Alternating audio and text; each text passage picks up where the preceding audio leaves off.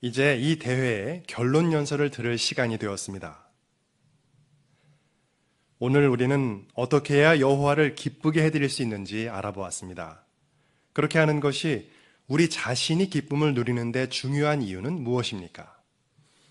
한국지부 지부위원이신 최찬 형제가 이 대회의 결론 연설을 할 때 주의를 기울이시기 바랍니다. 제목은 여호와의 기쁨이 여러분의 힘입니다. 하는 여호와의 말씀인 성경 창세기에서 계시록에 이르기까지 일관되게 알려주고 있는 사실 중에 하나는 하나님께서는 사람을 보실 때 매우 기뻐하신다는 사실입니다. 여기 질문이 생깁니다. 하나님께서 사람을 보시고 기뻐하신다는 것은 사람의 무엇을 보시고 기뻐하신다는 것입니까? 이 질문을 염두에 두고 우리는 잠언 23장 15절과 16절을 읽어보겠습니다. 잠언 23장 15절과 16절입니다.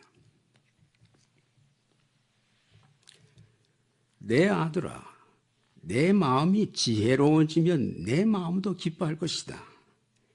내 입술이 올바른 것을 말하면 내 가장 깊은 곳이 기뻐할 것이다. 매우 의미 있는 내용입니다. 하나님께서 사람의 무엇을 보시고 기뻐하십니까? 그 사람의 마음, 그 사람의 입술에서 나오는 말을 들으시고 기뻐하신다고 알려줍니다. 그러나 그냥 마음이 아닙니다. 그냥 말이 아니고 그 마음이 지혜로워진 것을 보시고 기뻐하십니다. 그러면 마음이 지혜롭게 되었다는 것은 무엇을 말하고 있습니까? 물론 이 지혜는 사람의 지혜가 아닙니다. 지혜의 근원자는 여호와이십니다. 그분으로부터 오는 지혜를 소유했을 때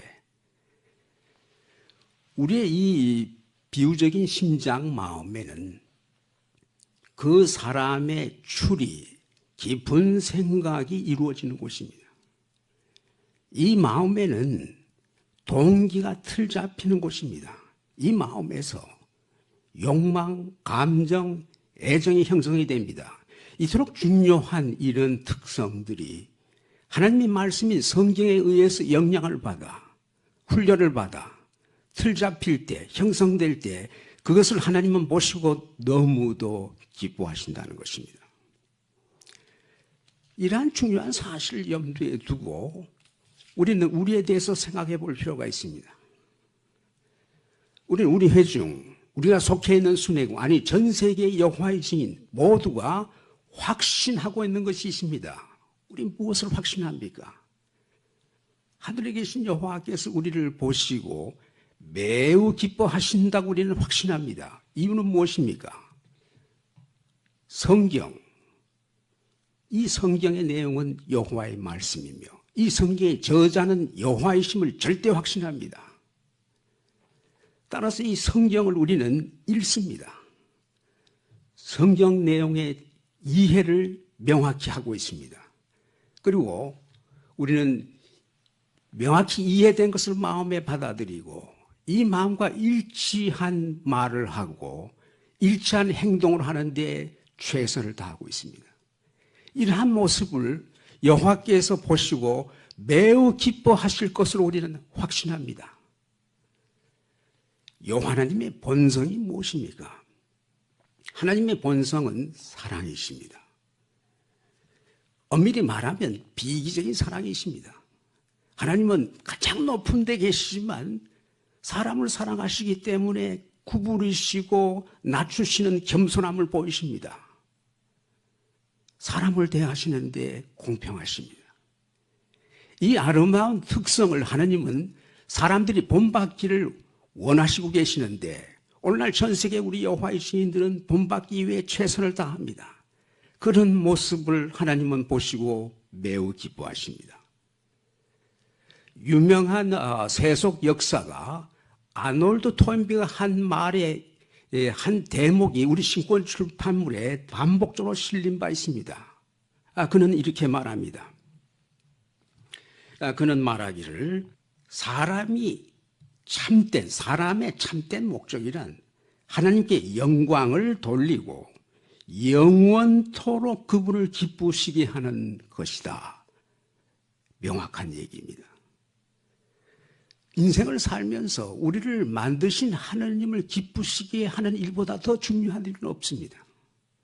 그러나 우리는 여기서 중요한 점들을 생각해 보아야 합니다. 우리가 여호와 하나님을 기쁘시게 해드릴 수 있다는 것은 바꿔 얘기해서 하느님의 마음을 아프시게 해드릴 수도 있습니다. 주의하지 않는다면, 깨어있지 않는다면. 이 세상에 통치하는 사탄 마귀입니다. 사탄은 여호와께 도전한 존재입니다. 그는 여호와 하나님을 계속 비방하는 존재입니다. 그의 비방의 요지는 무엇입니까? 하늘이든 이 땅이든 존재하는 모든 지성체의 본성은 이기적이다 라고는 주장합니다. 그는 이 세상을 온통 경쟁의 영, 이기적인 영으로 덮어놓았습니다. 게다가 지금은 성서에 예언된 대로 마지막 날입니다. 마지막 날 중에 마지막 부분, 끝부분에 우리는 와 있습니다. 세상은 여호와의 도덕 표준을 전적으로 무시하고 있습니다. 또한 이 세상은 폭력의 문화, 도덕의 문란이 전 세계를 덮고 있습니다. 게다가 우리 여호와의 증인에게 이 세상은 압력을 가하고 제한을 가하고 심지어 박해를 하고 있습니다. 게다가 우리는 불안전한 존재입니다. 그리고 질병들, 코로나 바이러스 같은 무서운 질병이 우리를 위협하고 있습니다. 사탄 마귀는 이러한 것들이 여호와의 증인들을 낙담하게 만들게 하려고 하는데 그는 바라고 있습니다. 결국 여호와의 증인들도 이기적인 세상의 영에 휩쓸리기를 그는 바라고 있으며 그렇게 하려고 그가 할 수 있는 모든 것을 하고 있음을 우리는 압니다. 자, 그러면 이러한 상황에서 우리 여호와의 증인의 총체적 분위기는 어떠합니까? 세상에 가하는 어떠한 유혹, 어떠한 압력, 어떠한 위협에도 우리는 굴하지 않습니다. 우리는 그것을 이겨낼 수 있는, 극복할 수 있는 힘을 가지고 있습니다. 여기 한 유럽의 언론인이 우리 증인에 대해서 이런 말을 했습니다. 그는 우선 나는 여호와의 증인에 속해 있지 않습니다라고 전제한 다음에 이런 말을 합니다. 그들, 즉 여호와의 증인들에게는 엄청난 도덕적 힘이 있음이 분명합니다. 의미 있는 표현입니다. 엄청난 도덕적 힘이 여호와의 증인들에게 있습니다. 문제는 이 힘이 어디서 온 것인가 하는 것입니다. 분명한 사실은 여호와의 증인들이 태생적으로 선천적으로 가지고 있는 힘이 아닌 것은 분명합니다.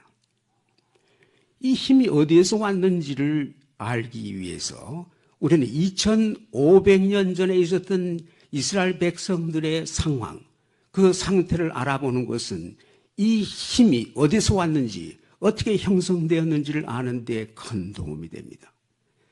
2500년 전에 이스라엘 백성들은 이제 허물어져 있던 예루살렘 성벽의 재건을 막 마친 상태였습니다.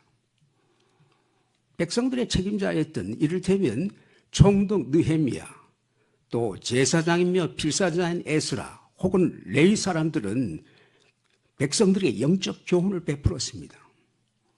에스라는 모세 율법 책을 백성들에게 낭독해 주었습니다. 백성들은 그것을 들은 후에 어떤 반응을 나타냅니까? 슬퍼했습니다. 울기까지 했습니다.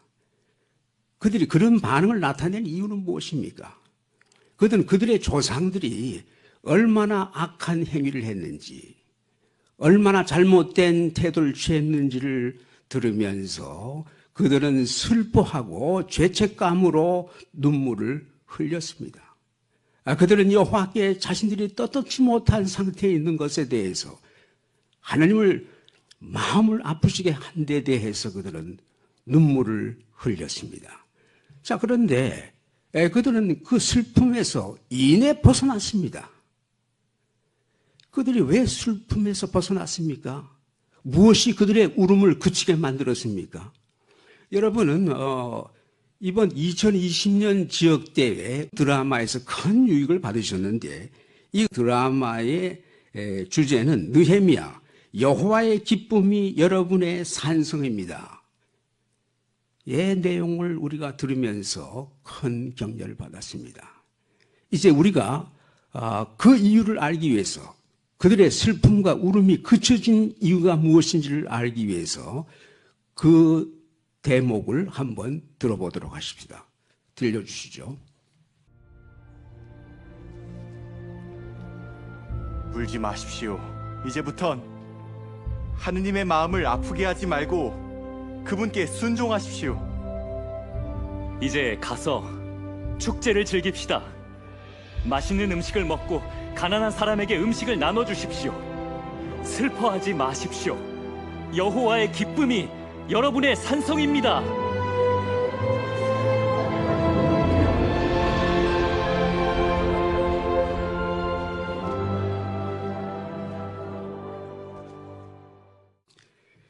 방금 들으신 대로 당시에 에스라 같은 책임 있는 사람들은 율법을 낭독해 주는 것으로 끝내지 않았습니다.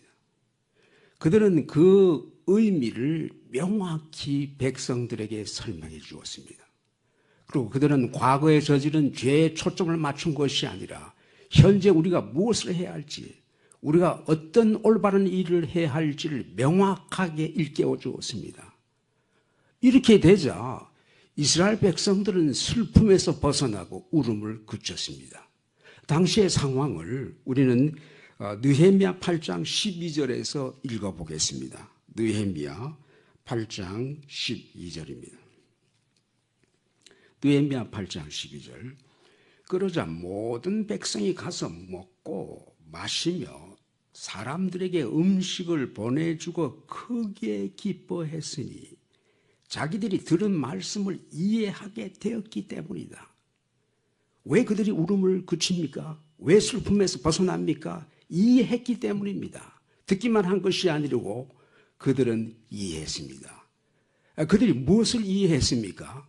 그 앞 구절을 보시면 여기 8장 10절을 보시면 그 하반절 마지막 부분에 보면 이런 표현이 나옵니다.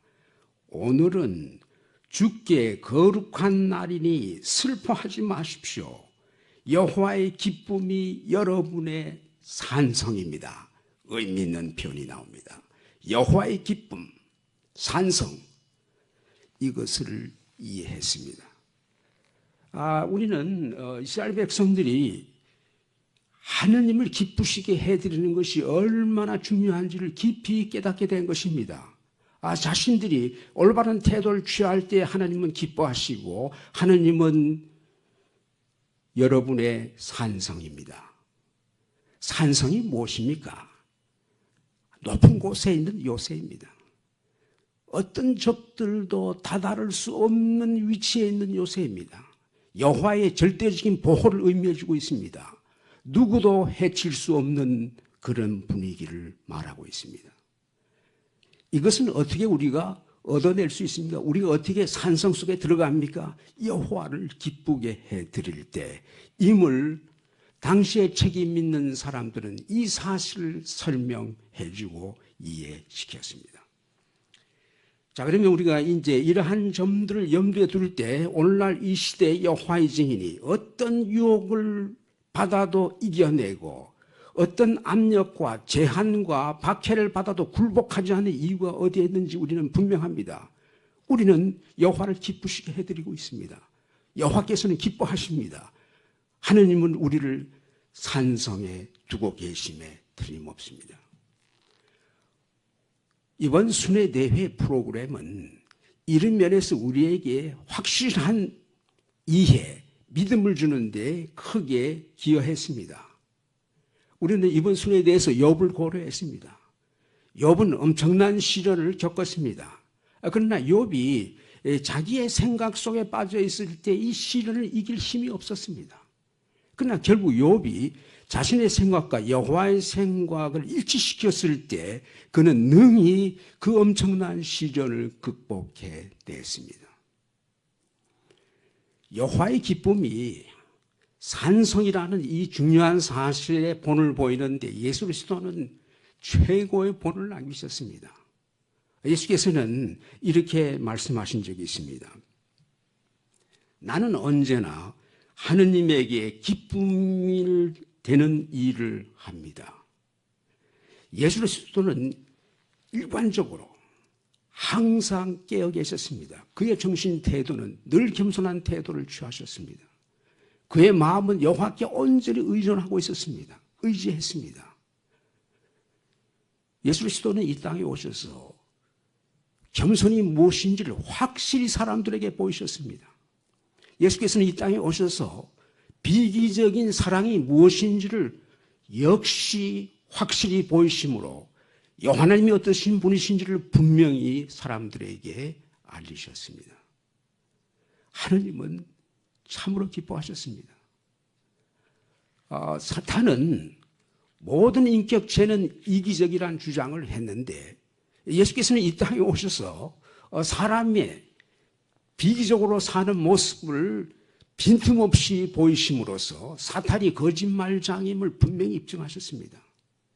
하나님은 너무도 기뻐하셨습니다. 하나님의 가장 깊은 곳까지 기쁨을 드렸습니다. 자, 그러나 여기서 이제 우리가 결코 잊어서는 안 될 사실은 이 힘은 예수 그리스도 자신이 가지고 있는 힘이 아니고 그분이 여호와께 온전히 신뢰하고 의존하면서 하느님께서 같이 하시면서 이루어진 힘임을 잊어서는 안 될 것입니다. 우리 여호와이시는 예수 그리스도를 우리는 잘 알고 있습니다. 예수 그리스도의 본을 본받고 있는 사람입니다. 따라서 우리가 예수께서 보이신 그러한 충성과 충실, 우리가 불완전하지만 그 본을 따를 때 우리 역시 이러한 힘을 지닐 수 있고 지니고 있음을 우리는 보고 있습니다. 자, 그러면 여기서 우리 사탄 마귀에 대해서 한번 다시 생각해 보십시다. 이 사탄의 세상 온통 경쟁화시켜 놓았습니다. 이기주의가 범람하고 있는 이 세상에서 이 세상에 충실한 자들을 사탄의 세상은 즐거움을 줍니다. 나름대로 기쁨을 줍니다. 따라서 우리가 무엇을 구별할 수 있어야 할 것입니까? 이 악한 세상이 주는 즐거움과 기쁨과 하느님을 기쁘시게 해드린 데서 오는 우리의 기쁨과는 분명히 구별할 줄 알아야 합니다. 그런데 이 구별하는데 매우 힘들어하는 사람이 성경에 나옵니다. 바로 아삽입니다. 아삽은 세상에서의 즐거움, 세상에서의 기쁨을 부러워하기도 했습니다. 부러워하고 또 어떤 생각도 했습니까? 성경은 이렇게 알려줍니다.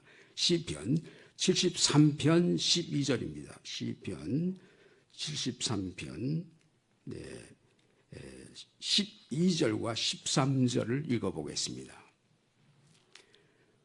보라, 이들은 악한 자들인데 늘 편안히 지내고 그들의 재산은 늘어만 가는구나. 내가 내 마음을 정결하게 지키고 내 손을 씻어 결백함을 보인 것도 참으로 헛되다. 그는 세상의 기쁨을 부러워하며 나아가서 그는 자기를 초라하게 여겼습니다. 자기가 헛된 인생을 살았다고 생각하는 감상에 빠지기도 했습니다. 자, 그럼 우리는 오늘날 우리 여호와의 지인 가운데 이 세상이 주는 즐거움과 여호와께 기쁨을 드려서 우리가 얻게 된 즐거움과 기쁨의 차이를 구별하지 못하는 경우가 있어서는 안 됨을 우리는 깨닫게 되는 것입니다. 자, 이 점과 관련해서 우리는 역시 이 음성 드라마의 한 부분을 들어볼 필요가 있습니다. 듣도록 하겠습니다.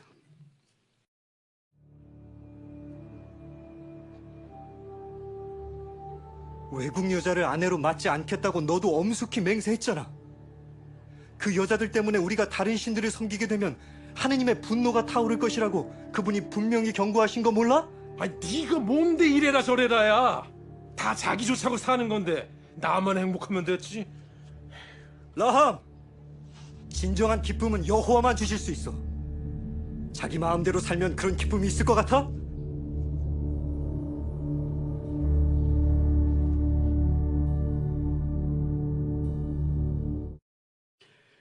지금 들으셨듯이 아주 의미 있는 표현이 나옵니다.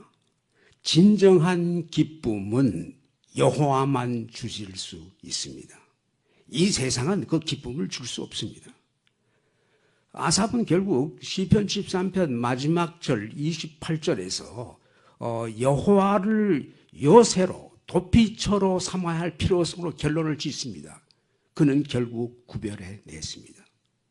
우리는 진정한 기쁨과 세상의 일시적인 헛된 기쁨과의 차이를 분명히 구별할 줄 알아야 합니다. 진정한 기쁨을 누리기 위해서는 확고한 자세를 취해야 합니다. 하나님이 주신 교훈, 하나님이 주신 명령, 하나님께 주신 법과 원칙을 지키겠다는 확고한 결의가 필요합니다. 여기 개인 사업을 하는 한 형제가 이런 말을 했습니다. 그는 말하기를 사업가들이 법을 어기는 것이 당연하게 여겨지는 환경에서도 정직하게 살아가는 것은 가능합니다. 문제는 확고한 도덕관을 가지고 있어야 한다는 것입니다. 정직한 사람은 깨끗한 양심, 내적인 평온, 그리고 자긍심을 갖게 됩니다. 우리는 이 형제의 말에 전적으로 동의합니다. 우리는 확고한 자세를 취해야 합니다. 여호와께 기쁨을 드리기 위해서 하나님이 주신 교훈을 반드시 실천해야 할 것입니다. 그렇게 할 때 세상이 주지 못하는 즐거움을 가지게 됩니다. 이 형제는 깨끗한 양심, 세상이 줄 수 없는 것입니다. 그리고 내적인 평온과 비이심에서 오는 자존심을 갖게 될 것입니다. 하나님의 법과 원칙, 명령을 무시하면서 획득한 세상의 성공, 세상에서의 출세를 결코 우리는 부러워해서는 안 될 것입니다. 예수 그리스도께서는 이런 짧은 비유를 하신 적이 있습니다. 모래 위에 집을 지은 사람은 어리석은 사람입니다. 예수 그리스도의 훌륭한 교훈입니다. 그 집이 아무리 멋진 집이라도 모래 위에 집을 지은 사람은 어리석은 사람입니다.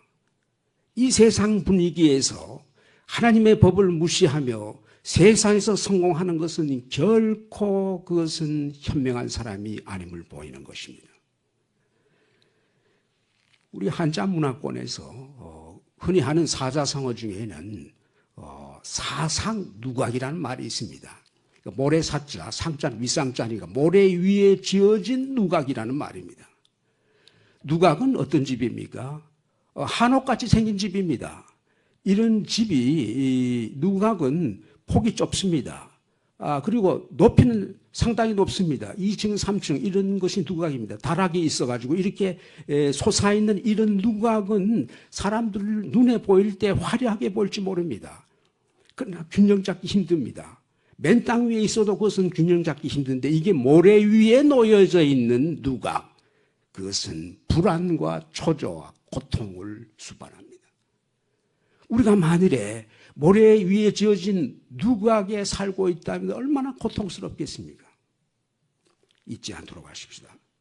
여기 우리 형제 중에 사업 수완이 출중한 분으로 소문난 형제가 있었는데 이 형제, 부동산 계통에 상당한 수완을 가지고 있는 형제인데 그의 능력을 잘 아는 사람이 찾아왔습니다. 그리고 이렇게 말했습니다. 단 1년에 엄청난 돈을 벌 수 있는 사업을 제의한 것입니다. 이 제의를 받은 형제는 물론 거절했습니다. 그런데 거절하면서 그가 한 말이 있습니다. 이렇게 말했습니다. 틀림없이 그런 거액을 벌기는 하겠지만 이런 생활을 1년 동안 하고 나면 제가 영적으로 어떻게 되겠습니까? 저의 신체는 어떻게 되겠습니까? 현명한 형제의 판단입니다. 하나님을 기쁘시게 해드리는 것, 하나님 앞에 불을 쌓는 것은 고통을 수반하지 않습니다.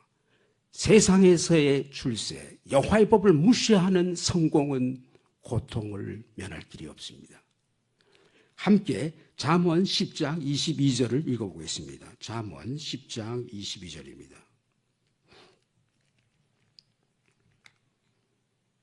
잠언 10장 22절. 여호와의 축복은 사람을 부유하게 해주고 그분은 거기에 고통을 더하지 않는다. 명백히 우리에게 알려줍니다. 여호와를 기쁘시게 할 때에 우리가 받게 되는 축복에는 고통이 결코 수반되지 않습니다.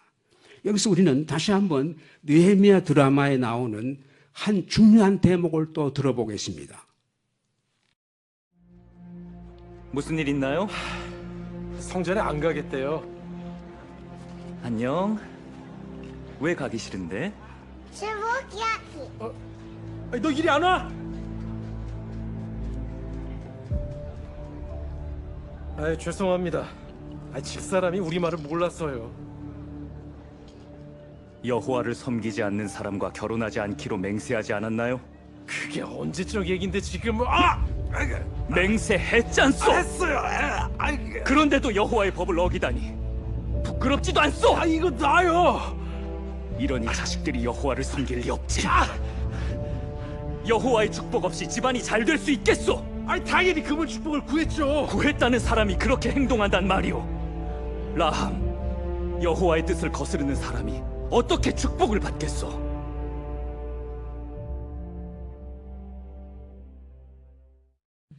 네, 우리는 지금 들으신 그 대목 가운데 잊지 말아야 할 분명한 표현이 있습니다. 무엇입니까? 여호와의 법을 어기는 사람이 어떻게 축복을 받을 수 있겠는가? 중요한 질문입니다. 여호와의 축복을 받으려면 절대 조건이 충족이 되어 있어야 합니다. 그 조건은 무엇입니까? 성서에 알려주는 하느님 여호와의 가르침, 지혜에 의한 틀 잡힌 마음을 지니고 있어야 합니다. 그와 일치된 말을 해야 하며 일치된 행동을 하는데 최선을 다해야 할 것입니다. 유명한 백과사전 중에 캐톨릭 백과사전이 있습니다. 신캐톨릭 백과사전에 여호와의 증인에 대해서 나오는 부분이 있습니다. 거기에 이런 글이 있습니다. 그들 즉 여호와의 증인들의 부부간의 성도덕은 매우 엄격하다. 네, 맞는 말입니다. 그냥 엄격할 정도가 아니라 매우 엄격한데, 그러나 중요한 것은 무엇입니까? 여호와의 증인은 별도의 도덕관을 가진 것이 아닙니다. 하느님의 말씀인 성경에 있는 여호와의 도덕 표준을 고수하는 것입니다. 그것이 세상 사람들의 눈에 매우 엄격하게 보이든 아니든 그것은 중요하지 않습니다. 중요한 것은 여호와를 기쁘시게 해드리는 것입니다. 여호와의 법을 우리는 지키는 사람이 되어야 할 것입니다. 이렇게 할 때 여호와께서는 우리에게 크게 축복하실 것은 틀림이 없습니다. 이 연설 서두에서 유럽의 한 언론인의 말을 소개했습니다. 여호와의 증인은 엄청난 도덕적 힘을 가지고 있다. 그런데 이 언론인이 그 말을 한 다음에 이런 말도 해놓았습니다. 그가 한 말은 여호와의 증인을 살펴보면 그들은 광신자가 아니다. 그들은 인간미가 넘쳐 흐르는 사람들이다. 매우 의미 있는 평가입니다. 성경의 도덕을 지키는 것은, 하나님께서 주신 법을 또는 원칙을 고수하는 것은 세상 사람들 눈에 볼 때에는 매우 엄격하게 보일지 모르지만, 그렇다고 해서 여호와의 증인이 광신자가 되지 않습니다. 하나님의 법을 지키는데 오히려 인간미 넘치는 사람들이 되었다. 여호와의 축복입니다. 우리는 여호와께 주신 이 모든 교훈들을 지켜나가는 데 최선을 다하도록 하십시다. 우리는 이제 순회군에 있는 모든 회중들이 우리 모두가 한결같이 이러한 동일한 영, 여호와를 기쁘시게 하겠다는 이 자세를 계속 견지해 나가십시다. 그렇게 한다면 하나님은 우리를 산성에 계속 두시게 할 것입니다. 산성은 각주에서 설명했듯이 힘입니다. 누구도 꺾을 수 없는 힘, 어떤 유혹도 이겨내는 힘, 어떤 압력도, 어떤 박해도 그 앞에서 우리는 굴복할 수 없는 자세를 취할 수 있는 힘과 격려를 주고 있음을 잊지 않도록 하십시다. 여전히 사탄 마귀는 세상의 통치자로 군림하고 있습니다. 세상의 영은 여호와의 법과 가르침에 충실함을 보이고 있는 여호와의 증인에게 위험과 위협을 증가시키고 있습니다. 바울이 말한 중요한 마지막 날의 특징, 대처하기 어려운 위급한 때라는 그리스의 기본 사상은 위험과 위협입니다. 위험과 위협이 증가되고 있으면 분명합니다. 그러나 중요한 것은 무엇입니까? 여호와께 충성을 지키겠다는 확고한 자세를 취한 우리를 결코 꺾을 수는 없다는 사실입니다. 여호와께서는 여호와께 충성을 나타내는 자신의 지상의 백성들이 취하는 태도를 낱낱이 보고 계십니다. 하나도 놓치지 않고 그분은 보고 계십니다. 그리고 여호와께서는 크게 우리를 축복하십니다. 지금도 우리는 여호와께 기쁨을 드릴 때 우리는 산성 속에 있다는 절대 확신을 통해서 여호와는 우리를 축복하고 계십니다. 우리는 보호받고 있습니다. 어떤 경우에도 우리는 내적 평화, 기쁨을 상실하지 않고 있습니다. 더불어 조만간에 사탄과 그의 무리들은 완전히 제거될 것입니다. 마침내 여호와께서 원래 목적하신 아름다운 낙원, 세계적인 에덴 동산은 회복될 것입니다. 영원한 생명은 우리에게 주어질 것입니다. 그러나 하나님께서 영원한 생명만 주시는 것이 아닙니다. 함께 시편 37편 11절을 읽어보겠습니다. 시편 37편 11절입니다. 시편 37편 11절에 그러나 온유한 자들은 땅을 차지하고 풍부한 평화 가운데 더 없는 기쁨을 얻을 것이다. 하나님께서 영원한 생명을 주시면서 함께 주시는 것이 있습니다. 더 없는 기쁨. 더 없는 기쁨이 무엇입니까? 현재 우리로서는 이 더 없는 기쁨을 가늠하기에는 한계가 있습니다. 그러나 분명한 것이 있습니다. 이 더 없는 기쁨이 우리를 기다리고 있습니다. 우리는 다시 한번 이 대회에 함께하는 우리 자신뿐만 아니고 우리의 가정 모두 지속적으로 우리는 여호와께 기쁨을 드리는 사람들이 되도록 하십시다. 그렇게 해서 우리가 여호와의 인도를 계속 따를 때 우리가 더 없는 기쁨과 함께하는 영원한 생명을 상으로 받도록 하십시다. 자, 그러면 오늘 이 연설의 마지막 그 복습 질문은 다음과 같습니다. 이 질문 다음과 같습니다. 우리는 어떻게 시련과 낙담과 유혹을 성공적으로 이겨낼 수 있습니까? 대답은 다음과 같습니다. 느헤미야 8장 10절을 근거해서 여호와의 기쁨은 우리가 어떤 어려움을 겪더라도 인내할 수 있도록 우리를 강하게 하고 보호해 줄 것입니다. 네, 그렇습니다. 우리는 여호와께 계속 기쁨을 드리도록 하십시다. 그렇게 할 때 우리는 누구도 우리를 무너뜨릴 수 없는 힘을 여호와께서는 지니게 해 주실 것입니다. 우리는 그 힘을 가지고 힘차게 믿음의 행진을 계속 지속해 나가도록 하십시다. 최영재 감사합니다. 우리가 어떻게 하느님 여호와를 기쁘시게 함으로 진정한 기쁨을 얻을 수 있는지 다시 한번 상기시켜준 연설이었습니다. 이제 우리의 마음을 따뜻하게 해준 이 대회를 마치겠습니다. 함께 일어나서 노래 110번 여호와의 기쁨을 부르시겠습니다. 노래를 부른 후에 각 장소에서 자체적으로 마치는 기도를 할 수 있습니다. 노래 110번입니다.